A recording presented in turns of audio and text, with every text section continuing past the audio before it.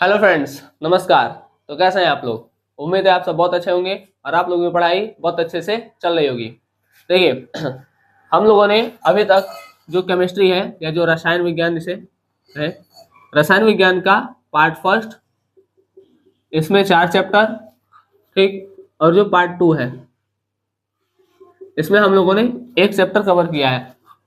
इसमें आपका 2 चैप्टर बचा है और इसमें भी आपका 2 चैप्टर बचा है।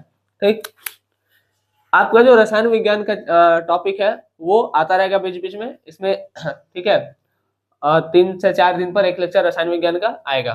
ठीक, आज अब जो हम स्टार्ट करेंगे वो हम स्टार्ट करेंगे आपका हिस्ट्री। ठीक है, अब जो स्टार्ट करेंगे वो स्टार्ट करेंगे हिस्ट्री, इतिहास। ठीक, और ये इतिहास आज स्टार्ट होगा क्लास 9th का, जिसमें आप लोगों को देखिए 9th से जो है वो वर्ल्ड हिस्ट्री है। ठीक, तो ये आप उन लोगों को भी बता सकते हैं जो स्टूडेंट अभी क्लास 9th में पढ़ रहे हैं, और उन लोगों को भी बता सकते हैं जो भैया या दीदी या जो मित्र लोग हैं वो भी क्या कर रहे हैं, तैयारी या प्रिपरेशन कर रहे हैं। ठीक है, बात समझे? तो देखिए, अभी जो है कि 9th का स्टार्ट हो रहा है, कुछ दिनों में क्लास 10th का भी हिस्ट्री, क्लास 10th के साइंस, ठीक है, ये सब भी स्टार्ट होगा धीरे धीरे। ठीक है, चलिए, तो आज हम स्टार्ट करते हैं क्लास 9th का चैप्टर फर्स्ट, जिसका नाम है फ्रांसीसी क्रांति। ठीक, अब देखिए हिस्ट्री को आप लोग समझिए। वर्ल्ड हिस्ट्री बहुत लोगों को लगता है कि बहुत टफ है, ठीक है, लेकिन आप अगर अच्छे से इसको पढ़ेंगे तो आप लोगों को उतना दिक्कत नहीं होगा जितना लगता है कि वर्ल्ड हिस्ट्री समझने में दिक्कत होगा। ठीक है, और क्लास 9th का है फ्रांसीसी क्रांति, ये तो आपको जरूर पढ़ना चाहिए। वर्ल्ड हिस्ट्री में फ्रांसीसी क्रांति का बात में वैसा नहीं होगा। ठीक है, या रेवोल्यूशन में मतलब क्रांति में फ्रांसीसी क्रांति का बात न हो, ऐसा तो नहीं होगा।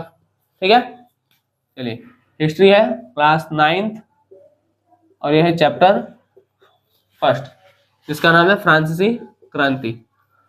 ठीक, देखिए फ्रांसीसी क्रांति जब हम पढ़ते हैं तो हम जो पहले देखते हैं, हम इसका थोड़ा प्रस्तावना देख लेते हैं। इससे हमको इस बात का पता चल जाएगा कि हमको पूरे चैप्टर में पढ़ना कैसे है, क्या पढ़ना है। ठीक, उसके बाद हम एक एक टॉपिक पर आएंगे कि जो फ्रांसीसी क्रांति हुई वो आखिर वो हुई क्यों, का क्या कारण था, राजा क्या था, ठीक है, राजा के नियम कानून कैसे थे, राजा क्या कर रहा था जिससे लोग इतने गुस्से गुस्से में आ गए कि क्रांति हुई। देखिए, सबसे पहले तो हम समझते हैं क्रांति का मतलब क्या होता है। ठीक, अभी हम प्रस्तावना देखेंगे, उससे पहले हम देखते हैं क्रांति। जब हमारी कोई मांग है, ठीक है, और उस मांग को लेकर के हम क्या करते हैं, विरोध करते हैं। हम अपनी किसी मांग को लेकर के अपना विरोध जाहिर कर रहे हैं, ठीक है, तो उसको हम क्या कहेंगे, आंदोलन। उसको हम कहते हैं आंदोलन। लेकिन इस विरोध में अगर हिंसा शामिल हो गई, ठीक है, अभी हम विरोध कर रहे हैं, नारेबाजी कर रहे हैं, ठीक है, ये सब कर रहे हैं, लेकिन अब इस विरोध में हिंसा शामिल हो गई, लड़ाई झगड़ा मारपीट, ठीक है, ये सब शामिल हो गया, तो ये हो जाता है आपका क्रांति। ठीक, और ये विरोध होता किस कारण से है? ये विरोध होता है कोई ना कोई गलत नियम बनाने के कारण। ठीक है, ऐसा नियम ऐसा नियम बना दिया जाए जो जनता के हित में नहीं है, तो जनता क्या करेगी, विरोध करेगी। ठीक, अगर आप उस विरोध मतलब वो विरोध करेगी, उसको आंदोलन कहेंगे। अगर आप उस विरोध को नहीं मानेंगे, ठीक है, तो धीरे धीरे विरोध किसका रूप ले लेगा, हिंसा का। अगर ले लिया तब, जरूरी नहीं है कि ले भी ले, ठीक है, तो विरोध अगर हिंसा का रूप ले लेगी तो वो क्या हो जाएगा, क्रांति। ठीक, तो ऐसा ही कुछ हुआ था फ्रांस में कि लोगों का मांग था, ठीक है, वो मांग जो था धीरे धीरे किसमें चेंज हो गया, मतलब मांग को लेकर के लोग विरोध कर रहे थे, वो विरोध धीरे धीरे उसमें लड़ाई झगड़ा ये सब ऐड होने लगा, हिंसा होने लगी, और फिर वो एक क्रांति में बदल गया, और फिर वो एक बहुत बड़े पैमाने पर चल गया, जिसको हम विद्रोह के नाम से भी जानेंगे आगे। चलिए अभी देखिए प्रस्तावना। होता क्या है, बात है 14 जुलाई 1789 का। 14 जुलाई 1789 में एक जगह है पेरिस। पेरिस नगर में क्या होता है, एक आतंक का माहौल होता है। ठीक है, पेरिस नगर में कैसा माहौल है, आतंक का माहौल है। पेरिस नगर में कैसा माहौल है, आतंक का। यहां पर क्या है, लगभग 7,000 मेल और फीमेल इकट्ठा है, ठीक है। और ये मेल और फीमेल इकट्ठे कहाँ है, तो टाउन हॉल में इकट्ठे हैं। टाउन हॉल में इकट्ठे हैं, इस क्यों इकट्ठे हैं, इसका भी रीजन है, क्योंकि ये राजा के जो निरंकुश राजा जो राजा था उसके निरंकुश शासन का विरोध कर रहे थे, उसके निरंकुश शासन का विरोध कर रहे थे, ठीक है, इसके लिए इकट्ठा थे। राजा के निरंकुश शासन का विरोध करने के लिए क्या थे, इकट्ठा थे, ठीक। अब बात करते हैं, यहाँ पे एक वर्ड आया है निरंकुश। निरंकुश का मतलब क्या होता है, देखिए अभी जब हम आपको फ्रांस का साम्राज्य बताएंगे, ठीक है, फ्रांसीसी जो साम्राज्य था 18वीं सदी में वो कैसा था, तो आपको एक व्यक्ति मिलेगा, महान व्यक्ति है ये, इसका नाम है लुई 16वां, ठीक है, महान है, इसको विपरीत में समझिएगा, ठीक है। लुई 16वां जो था ये निरंकुश था, ठीक है, निरंकुश था। निरंकुश करने का मतलब यह है कि ये जो नियम बोल दे वो नियम फॉलो करना है, ठीक है। निरंकुशता का मतलब यही होता है कि जिस पर अंकुश न लगाए सके, जिस पर अंकुश, अंकुश का मतलब होता है रोक, जिस पर अंकुश न लगाया जा सके, मतलब जिस पर रोक न लगाया जा सके, वो जो बोल दे वही करना है, ठीक है। और लुई 16वां जिस समय राजा बना था उस समय राजतंत्र था, उस समय क्या था, राजतंत्र था, ठीक है, समझ में आ गया। ये घटना तो 1789 में हुई थी, फ्रांसीसी क्रांति, लेकिन लुई 16वां जो राजा बना था ये बना था 1774 में, ठीक। अभी हम आगे बात करेंगे इस चीज पर। तो 1774 में जब लुई 16वां राजा बना तो उस समय क्या था, फ्रांस में राजतंत्र था। राजतंत्र ऐसा शासन होता है, जैसे यहाँ पर क्या चलता है, यहाँ लोकतंत्र है, ठीक है, लोगों का शासन है, जनता का शासन है। राजतंत्र मतलब होता है राजा का शासन, राजतंत्र का मतलब होता है राजा का शासन, मतलब राजा जैसे बोलेगा वैसे करना है, ठीक है। लोकतंत्र मतलब होता है लोगों का शासन। तो उस समय फ्रांस में लोकतंत्र जैसी चीजें नहीं थी, राजतंत्र था, ठीक। अब जो राजतंत्र था उसमें राजा कैसा है, निरंकुश है, ठीक है, उस पर कोई अंकुश नहीं लगा रहा है, जैसा वो चाह रहा है वैसा वो कर रहा है। अब वो चाहे सही हो लोगों के लिए, चाहे वो गलत हो लोगों के लिए, ठीक है। तो ये चीज सही नहीं है। अगर आप राजा हैं तो आप अपने जनता के हित के बारे में सोचिए, ठीक है। अगर आप राजा हैं तो आप किसके बारे में सोचेंगे, आप जनता के हित के बारे में सोचेंगे कि अपने हित के बारे में सोचेंगे, कि जनता को एकदम लूट के अपना हित करते रहे, ठीक है। तो ये चीज एक राजा को शोभा नहीं देती है। चलिए, तो हम यहाँ पे थे 14 जुलाई 1789 में पेरिस में आतंक का माहौल था और टाउन हॉल में लगभग 7,000 महिलाएं क्या थी, इकट्ठा थी, ठीक। क्यों इकट्ठा थी, तो ये राजा के निरंकुश शासन का क्या कर रही थी, विरोध कर रहे थे, ठीक है। अब एक अफवाह उड़ता है, राजा क्या करता है, बाहर से आर्मी बुलाता है, राजा बाहर से क्या मंगाता है, सेना, राजा बाहर से क्या मंगाता है, सेना मंगाता है। और एक अफवाह उड़ता है, वो अफवाह क्या रहता है, अफवाह ये रहता है कि राजा ने ऑर्डर दिया है किस चीज का, तो गोली चलाने का, ठीक है। राजा ने ऑर्डर दिया है गोली चलाने का, जो है मिला इकट्ठा है, सबने को सबको मार दो, ठीक है, सबको क्या कर दो, मार दो, गोली मार दो, ठीक। अब इन लोगों को लगा कि एक तो इतना गलती है और ऊपर से हम ही लोग को सल्टाने का प्लान बना रहा है, ठीक है। तब लोगों का गुस्सा एकदम फूट गया कि अब बातचीत नहीं होगा, ठीक है, अब क्या बातचीत नहीं होगा, बहुत हो गया बातचीत, अब चलेगा अब क्या होगा, बातचीत नहीं होगा, अब विरोध सिरोध कुछ नहीं, अब डायरेक्ट मारो, ठीक है। अब ये अफवाह था, ठीक है, कि राजा ने गोली चलाने क्या दिया, ऑर्डर दिया। अब अफवाह ना बहुत तेज फैलता है, फैल गया है ना, इतना चौचक फैल गया कि ये सब क्या किए, जितना भी सरकारी दफ्तर था ये लोग क्या किया, सरकारी दफ्तर में घुस गए, सरकारी दफ्तर में इंटर कर गए, ठीक है। इंटर इसलिए कि क्योंकि देखिए राजा, उन लोग को लगा ना कि राजा भेजा है गोली चलाने का ऑर्डर दे करके और हम निहत्थे लोग हैं तो हम मारे जाएंगे, ठीक है।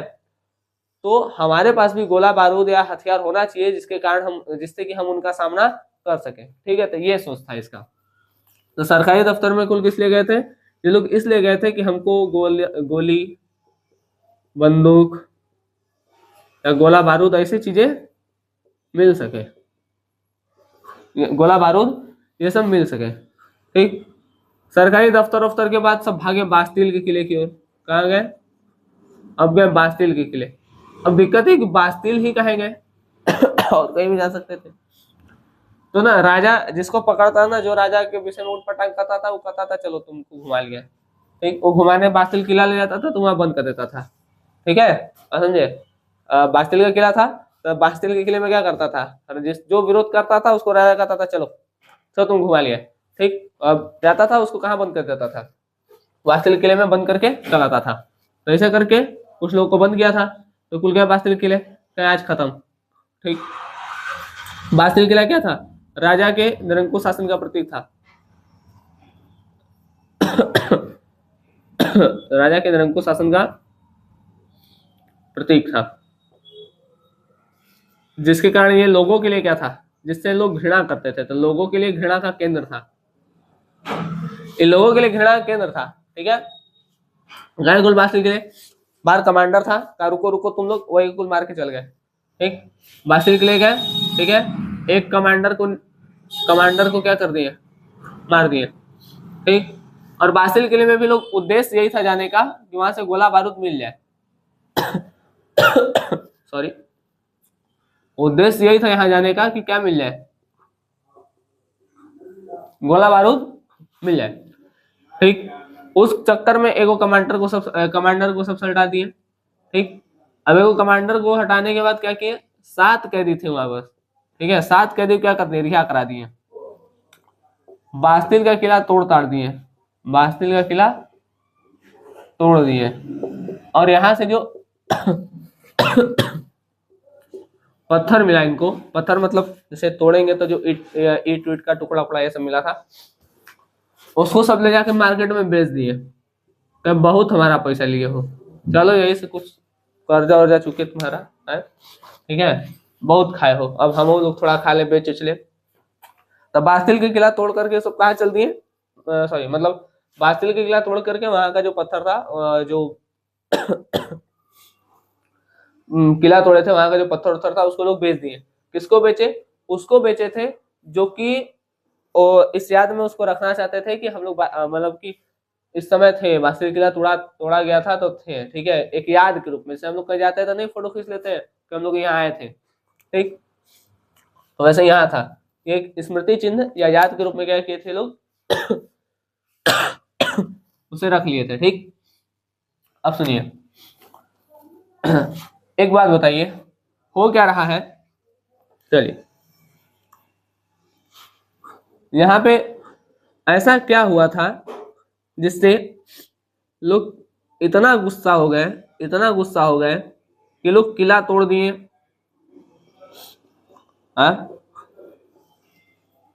जान से मार दिए कमांडर को, और लगभग 7,000, और मेल और फीमेल दोनों साथ। मेल तो लड़ने के तुरंत ही निकल जाएंगे, लेकिन ऐसा क्या हुआ कि फीमेल भी निकल गई। ठीक है, अभी के हिसाब से नहीं, उस समय के हिसाब से सोचिए, जहां महिलाएं जल्दी बाहर नहीं जाती थी। ठीक है, ऐसा नहीं कि वो जा नहीं सकती थी, जा सकती थी, लेकिन वो लोग फालतू काम नहीं करना चाहती होंगी। ठीक है, जब मेन काम आएगा तब चलेंगे। ठीक है, मेन समय चलेंगे। आए तो एकदम तोड़ ताड़ के सब लोग, चलो अब हो गया काम हम लोग का। ठीक है, तुम लोग झूठा कब्बे से फरिया रहे हो, और पहले वाला होते हम लोग को ना, तो मेल कहिए से थे, जैसे ही फीमेल है सब फरिया के रख दी इसके बारे में। ठीक है, तो ऐसा क्या हुआ कि जो महिलाएं थी उनको भी बाहर निकलना पड़ा, है ना? ये आपको क्या लग रहा है, किसी मतलब कोई एक दिन का काम होगा? कोई एक दिन ऐसा नियम तो आया नहीं होगा कि उस एक दिन के नियम से लोग गुस्सा गए, गुस्सा करके किला विला तोड़ करके घर चलाए। कि कुछ राजा का गलती रहा होगा, और राजा जब गलती पे गलती किया रहा होगा तो उस लोगों के अंदर एक गुस्सा भरा होगा, है ना? वो गुस्सा धीरे धीरे बढ़ता गया होगा। वो जो गुस्सा धीरे धीरे बढ़ता गया, है ना, वो क्रांति का रूप ले रहा है। समझ में आया? तो ये एक प्रस्तावना है। ठीक है, प्रस्तावना मतलब कि आपको यही पढ़ना है कि लोग ऐसा क्या किए जिसके कारण, मतलब राजा ऐसा क्या किया था जिसके कारण ये चीजें हुई हैं, ठीक है। तो ये आपको एक थीम बताया गया है कि चैप्टर में आपको ये चीज देखने को मिलेगा कि जो राजा सीरीज में गलती करता वो चला आया है, ठीक है, वो कहाँ पर रुक रहा है, वो किला तोड़ने के बाद। और किला तोड़ने के बाद रुके नहीं थे, लोग गए थे राजा को मारने, लेकिन राजा तब तक क्या कहा कि ठीक है हम आप लोगों का बात मान ले रहे हैं, ठीक है। तो ऐसा कुछ हुआ था। तो ये हमारा जो थीम है चैप्टर का यहाँ पर है, ठीक। अब हम स्टार्ट करते हैं कि ये चीजें हुई ही क्यों, क्या कारण था ये चीजों के होने का, ठीक। अब हम इसको इरेज करेंगे और हम स्टार्ट करते हैं स्टार्टिंग से, ठीक है, शुरू से शुरुआत करते हैं। चलिए, ये आप लोग अपने बुक का एनसीईआरटी का फर्स्ट पेज पढ़ेंगे जो प्रस्तावना वाला है, तो आप समझ जाएंगे, ठीक। उसमें आपको पूरा वो नहीं है, मतलब एक थीम टाइप का दिया है कि पूरा चैप्टर में हमको कैसे पढ़ना है, क्या पढ़ना है, ठीक। अब हम यहाँ तक का सफर तय करते हैं शुरुआत से।